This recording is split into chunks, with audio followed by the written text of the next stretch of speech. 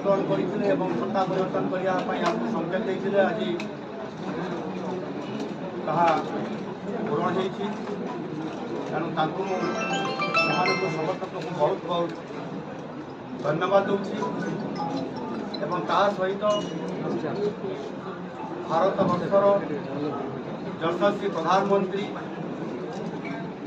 नरेंद्र मोदी जी जहाँ कि सारा ओडिशार लोके भल पाते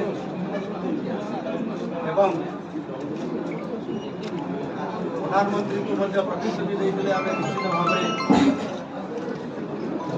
सत्ता परिवर्तन करूँ प्रधानमंत्री आमको प्रतिश्रुति देते सारा ओडिशावासी को निश्चित भाव में एथर सत्ता परिवर्तन हम ओडिशा भारतीय जनता पार्टी